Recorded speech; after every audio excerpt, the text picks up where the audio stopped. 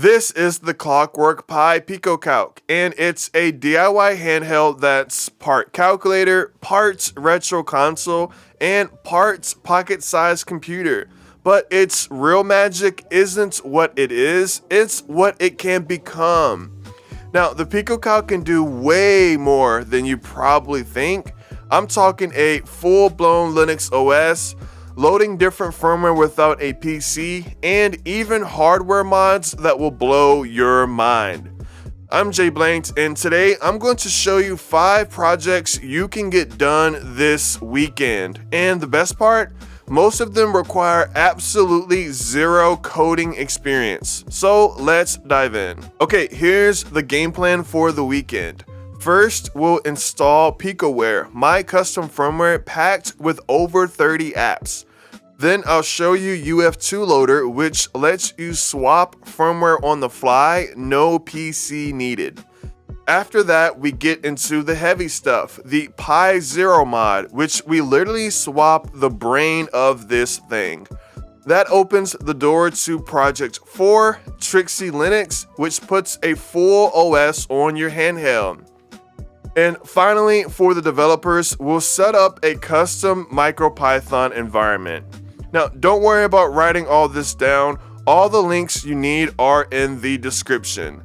Now, let's start with the easiest one. Project number 1 is Picoware, and yeah, full disclosure, this one's mine, but just hear me out. I built this because the stock firmware for the PicoCalc is, well, it's a little limited. Now, with Picoware, you get over 30 custom apps, including a GitHub downloader, a file browser, and a code editor that runs directly on the device. It also includes a social media app, plus a bunch of games and screensavers that really push the hardware to its limits. Now, honestly, the GitHub downloader is the killer feature here. You can pull entire repos directly to your device, no PC needed. You literally just type in the author in the repository, then you're good to go. And there's a file browser that lets you see everything on your SD card.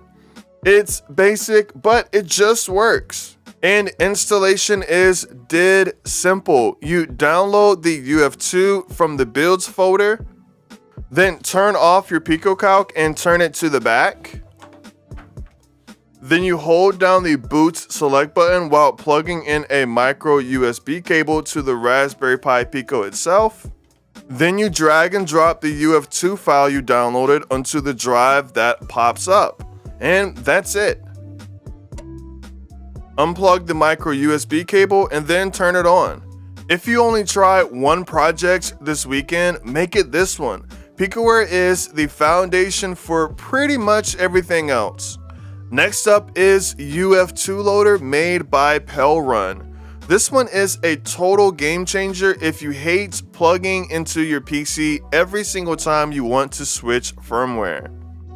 Here's the problem it solves. Normally, if you want to load new firmware, you have to do that whole boot select and USB cable dance every time. It gets old fast, and UF2 Loader turns your SD card into a bootloader menu. You literally just put all your different firmware files on your SD card, hold up while you boot the PicoCalc, then pick which firmware you want from a menu on the screen. And then you press enter. That's it. You can switch between Picoware, the stock firmware, the NES emulator, or any other custom build in just a few seconds. To install it, you do need to connect to a PC one time. There are 2 UF2 files you need to download from Run's GitHub. And you flash it just like we did with Picoware. And then on your SD card, create 2 folders, one called Pico 1-apps for your RP2040 apps, and another called Pico 2-apps for your RP2350 apps. Now you have a multi-boot system. This is absolutely essential if you plan on trying out multiple projects. Alright, project 3 is where things get genuinely wild. The Raspberry Pi 02W mod. See, here's the deal. The PicoCalc normally uses an RP2040 chip. It's a decent little microcontroller, but it has its limits. Michael Mayer in the community figured out you can remove it and replace it with a Raspberry Pi 02W, which is a full quad-core ARM processor. So why on earth would you do this? Well, you get about 4 times the processing power, the ability to run full desktop Linux, better GPIO capabilities, and more RAM for complicated projects. But I won't lie, this mod is not for beginners. You'll be removing the original chip with a custom board you create or buy on PCBWay, fitting the Pi Zero in its place, and rewiring some connections. But if you're comfortable with hardware mods, this thing transforms your PicoCalc into a legitimate pocket-sized Linux handheld. There's a complete video guide by Michael Mayer, and I have 2 on my channel that walks you through the whole process. I'll link it down below, but just know this, if you break your device, that is on you. No warranty is going to survive this mod, but the payoff is huge. You can run Python scripts, desktop apps, maybe even some lights gaming. It's pretty wild.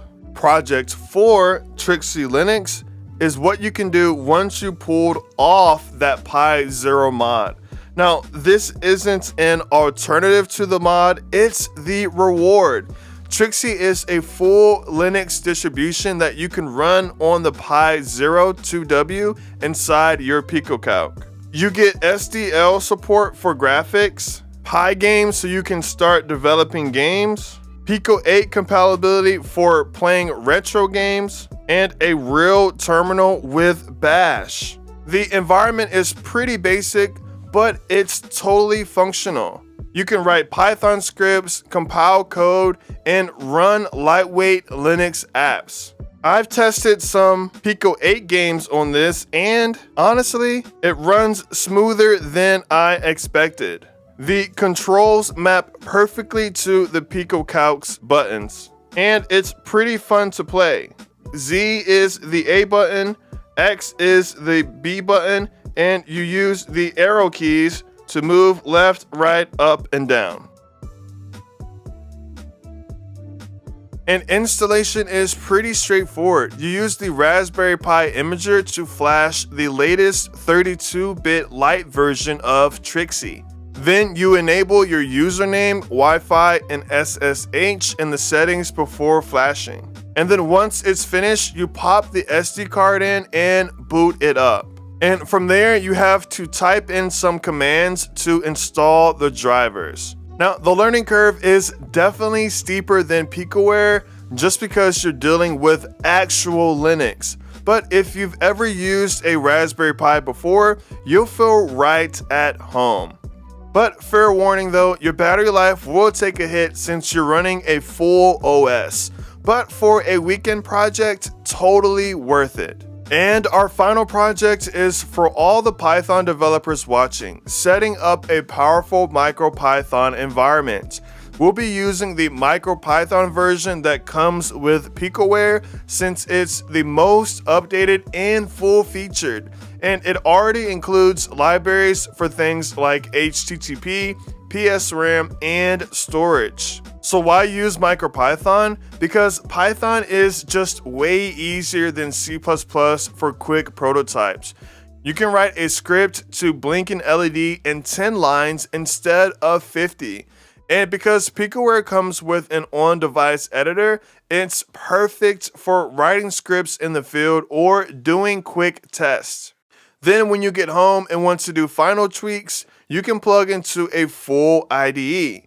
For that, we're going to use Thonny IDE. It's a fantastic free and beginner-friendly editor that's perfect for MicroPython. So first, flash Picoware's MicroPython UF2 file, just like any other firmware. Then install and open Thonny IDE on your computer. Then turn on your PicoCalc and connect the Raspberry Pi Pico to your computer using a micro USB cable. This time you do not need to hold the boot select button. Then in Thonny, go to the bottom right corner and select MicroPython Raspberry Pi Pico. And that's it. Now you have a full IDE where you can write code, see the device's files, and send scripts directly to your PicoCalc. If you're already comfortable with Python, this is hands down the fastest way to start building custom stuff for your PicoCalc. Alright, so there you have it, 5 awesome projects for your PicoCalc. But before you jump in, here's a quick reality check. Start with Picoware. It's the easiest and most practical option. Get comfortable with that before you even think about hardware mods or a full Linux OS. Now, UF2 Loader is a must-have if you're going to be trying multiple firmwares. The Pi Zero mod is advanced. Do not try it unless you are confident with a soldering iron. Trixie Linux is incredible, but it's a bit overkill for most people. And MicroPython is perfect for quick automation projects and GPIO experiments.